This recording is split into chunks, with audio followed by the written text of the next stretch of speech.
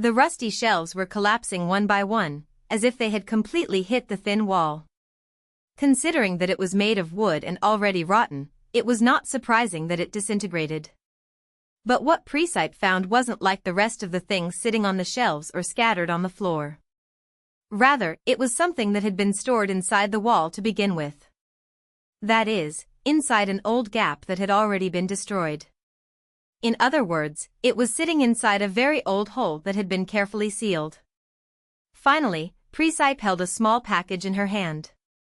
It was wrapped in old cloth that was starting to decompose a little, as if there was something inside of it. What is this?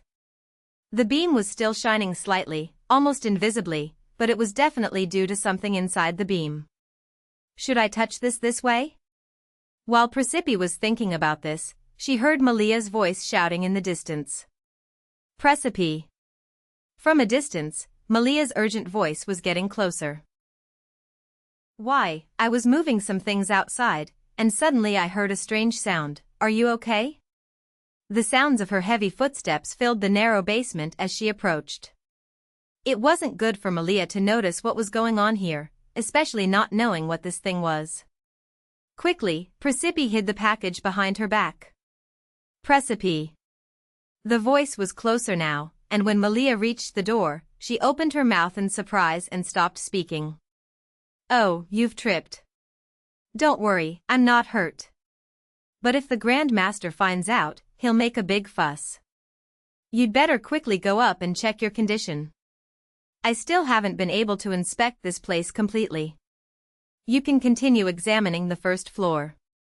But, if we work together, we can get this done more quickly. Then, we can see if you've been hurt. Then, I will continue searching here, and if you find anything, let me know immediately. Although Malia was still worried, she nodded in agreement and then walked back up the stairs. She sighed softly, then listened with her ear to see if Malia had already left. The sound of Malia's footsteps was gradually getting further away, and only then did Presepe open the package she had been hiding behind her back. This. It's a bouquet of flowers? Even at first glance, the bouquet was very old. When her fingers touched the bouquet, it made a slight crumbling and scattering sound, as if it was turning into dust. Why did you hide this? At that moment, Presepe blinked slightly. Among the flowers, there was a small thing that was still glowing mysteriously, along with a small paper carefully folded. So, this is the light source. The little thing was about the size of a palm, and it shone with strange colors. At first I thought it was black, but when the candle lit it, multiple colors appeared like a rainbow. But, it was something strange. Does it look like animal scales? If this was an ordinary animal, it wouldn't have scales. If she were in a normal village, she might have considered it a strange fantasy. But this area is close to the forbidden forest. Therefore, perhaps this is not an ordinary animal but rather an abnormal creature. Plus, if those flowers belong to Vanessa, it gets even weirder. It's a dragon? Then I opened the small leaf hidden between the flowers with the scales. I'm sure you know what these peels mean to me. Of course, these peels were the same. No matter what it takes, I will come back to you, so please trust me. And realize how much I love you, and will always love you. The words were full of emotion. Forever, Nidhogg. This was, maybe a name? But it was a strange name. Throughout her time playing the game, and in her travels with 5 male characters, she had never heard that name before. Anyway, let me tidy things up a bit. First of all, Presepe is not the Emperor's daughter. According to what Ivan said, she was probably the daughter of an evil creature. In fact, Vanessa was found unconscious near the Forbidden Forest before she became a slave in the Imperial Palace. After spending some time in the palace, she was executed, and before her death, she asked Presepe to go to the Forbidden Forest.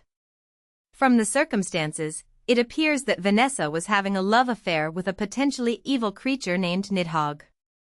My dad. If someone comes and asks where I am, simply tell them that I died. Don't tell them anything else.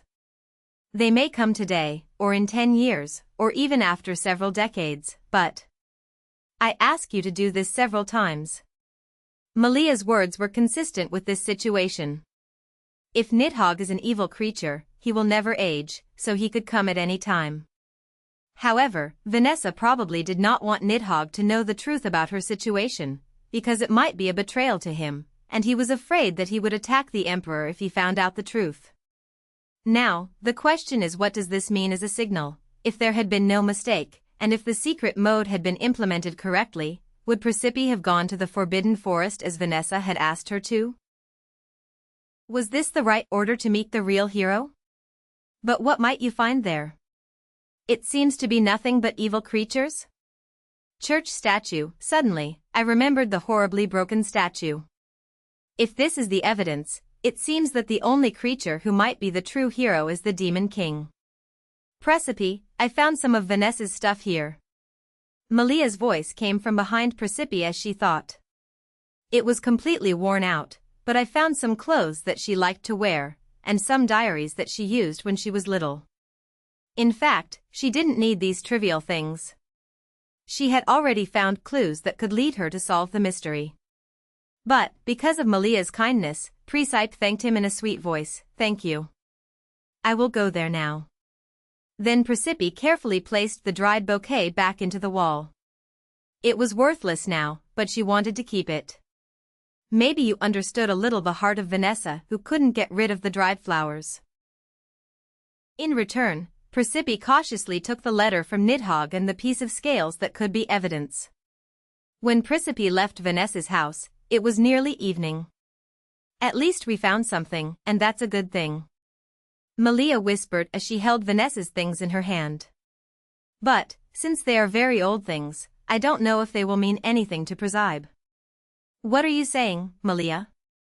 Of course it makes sense. You're the one who took the trouble to look for her, right? That's enough for me.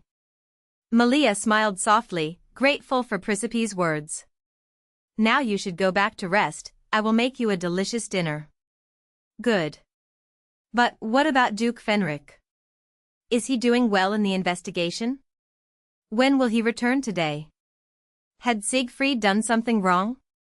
While Presepe was worrying about Fenric, Malia suddenly stopped walking beside her. Oh my God, I forgot. Malia said, stopping in her tracks. Presepe, I'm sorry, it looks like I left Vanessa's bag at home. Ah, shall we go together? You just fell, so we can't go together. Can you wait here for a bit? I'll go and come back quickly and pick you up. Although Kevin was not there, soldiers were in the village, and Siegfried was investigating Fenric, so she was not worried. So, Presepe nodded as if she understood. Thus, leaving Presepe alone, she began fondling her breast involuntarily. Exactly, the place where she hid Nidhogg's scales and the letter. First, I will go back and think about it a little before the Duke arrives. Maybe I can gather some information before I leave. She's found out the name of the person who might be her father, and if things go well, she might be able to gather a lot of information before she leaves. Then, when the investigation is safely finished, I may request that he take me to the Forbidden Forest. Looks like I should go there at least once. It might help me with the landmarks.